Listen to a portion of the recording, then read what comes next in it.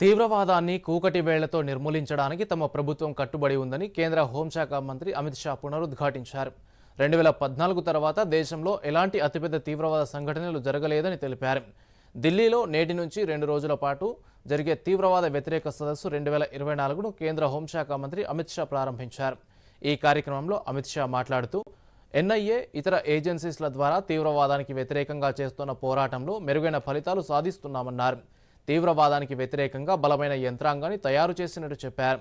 ఇప్పటి వరకు హోంశాఖ దగ్గర 3 కోట్ల మంది వేలిముద్రల డేటా ఉందని, ఇవి వ్యతిరేక పోరాటంలో దర్యాప్తు సంస్థలకు ఉపయోగపడతాయన్నారు.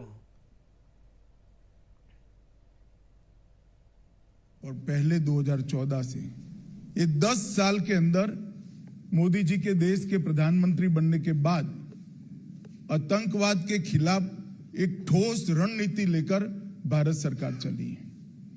मोदी जी का एक घोष वाक्य जीरो टॉलरेंस अगेंस्ट टेररिज्म, ये न केवल भारत समग्र विश्व ने आज स्वीकार किया है।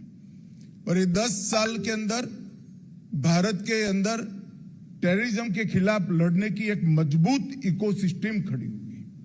हालांकि बहुत कुछ करना बाकी है, परंतु 10 साल के काम का विहंगावलोकन करें तो संतोषजनक चित्र इस 10 साल में हमारे सामने खड़ा हुआ है।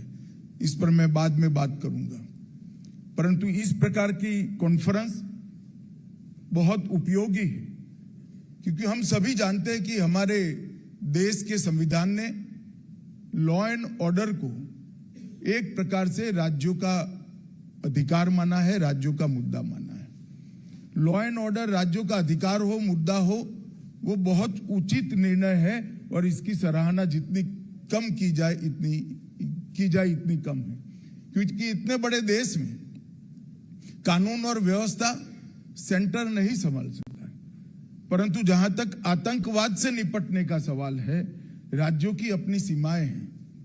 राज्यों की भौगोलिक सीमाएं भी है, संवैधानिक सीमाएं भी है, और आतंकवाद और आतंकवादियों की कोई सीमा नहीं है।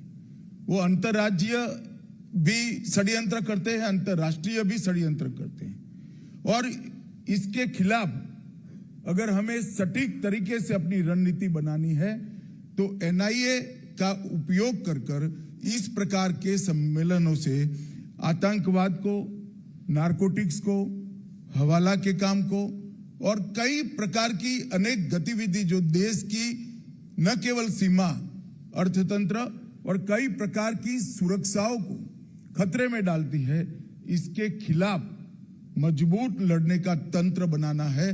तो इसका एकमात्र रास्ता आज के जैसा